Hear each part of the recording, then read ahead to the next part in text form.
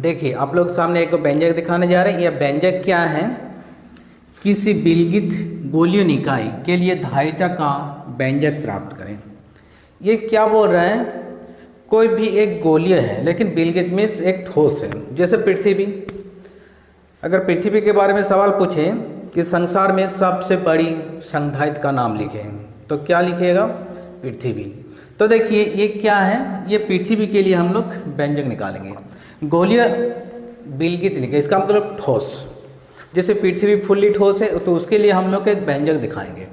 तो देखिए एक किसी स्मॉल आर त्रिज्या का, किसी स्मॉल आर त्रिज्या का एक गोलीय विलगित निकाय पर विचार कर रहे हैं, जिस पर आवेश हम लोग क्या लेंगे? यहाँ पर आवेश क्या है? Q। अब देखिए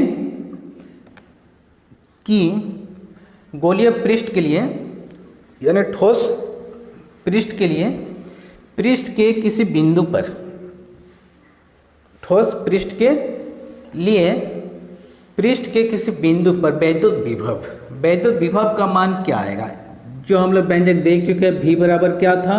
1/4 पाई एप्सिलॉन 0 Q/R। इसका मतलब यहाँ पर आवेश हम लोग क्या लिए? स्मॉल q, और त्रिज्या क्या है? R। इसका मतलब इसके पृष्ठ पर हम लोग वैद्युत विभव हम लोग देखें।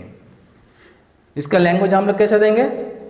माना स्मॉल r त्रिज्या का एक गोलीय विलगित निकाय पर विचार करते हैं, जिस पर आवेश स्मॉल q है। ठोस पृष्ठ के लिए गोलीय पृष्ठ के किसी बिंदु पर वैद्युत विभव V इक्वल क्या होता है? 1/4 पाई एप्सिलॉन 0 Q/R। फिर हम लोग क्या जानते हैं? संधारित्र की धारिता।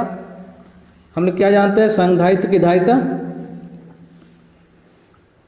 संधारित्र की धारिता C इक्वल क्या होता है? Q/V। अब हम लोग क्या करेंगे?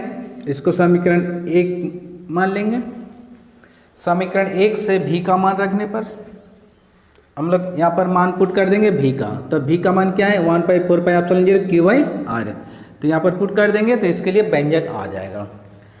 तो क्या आएगा? C इक्वल टू, ऊपर में Q है, V का मान पुट करिए 1/4 पाई एप्सिलॉन 0 Q/R। ये Q कैंसिल।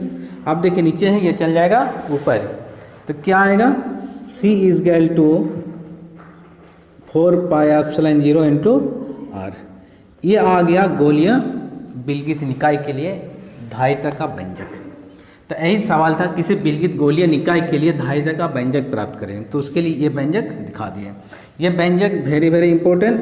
अगर गोलीय विलगित निकाय के लिए अगर न्यूमेरिकल भी पूछेगा तो इसके आधार पर न्यूमेरिकल भी निकाल सकते हैं। उसका त्रिज्या का मान दिया रहेगा, उसका धारिता बोलेगा। तो 4 पाई एप्सिलॉन 0 इसका मान हम लोग आसानी से पुट कर सकते हैं। क्या कर सकते हैं कि हम लोग जानते हैं कि K बराबर क्या होता है? 1/4 पाई एप्सिलॉन 0।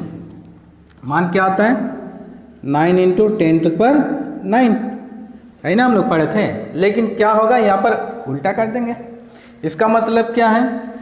अगर पृथ्वी का त्रिज्या दिया रहेगा, बोलेगा पृथ्वी के लिए धारिता का व्यंजक निकालें, तो इसी के आधार पर निकाल सकते हैं। जैसे पृथ्वी का त्रिज्या दिया रहेगा R इक्वल टू 6400 किलोमीटर, इतना ना होता है 6400 किलोमीटर।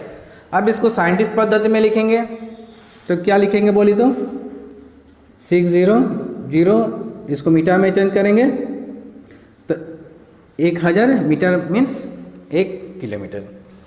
ये आ गया मीटर। तो इसको साइंटिस्ट पद्धति लिखेंगे तो क्या आएगा? 6 4 1 2 3 4 5, इसका मतलब 1 2 3 4 5 इतना मीटर। इसको साइंटिस्ट पद्धति में 6.4 इंटू 10⁶ मीटर।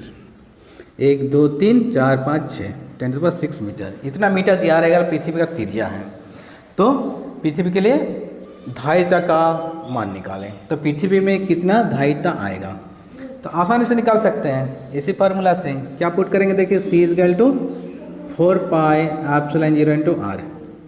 अब इसका मान कैसे पुट करेंगे? R का मान बैठा दीजिए पहले। 6.4 इंटू 10⁶ R का मान 9 इंटू 10⁹ अब इसको निकालेंगे तो 7 से 11 माइक्रोफेरेड आ जाएगा इसका आंसर। इतना आएगा धारिता। धारिता का मात्रा क्या होता है? फेरेड। क्लियर? तो ये कैलकुलेशन करने के बाद ये आएगा 7 से 11 माइक्रोफेरेड। पृथ्वी की धारिता क्या है? 7 से 11 माइक्रोफेरेड। क्लियर? तो व्यंजक भी दिखा दिया और इसके आधार पर अगर न्यूमेरिकल भी पूछेगा तो इसके आधार पर न्यूमेरिकल भी निकाल सकते हैं। क्लियर? तो चलिए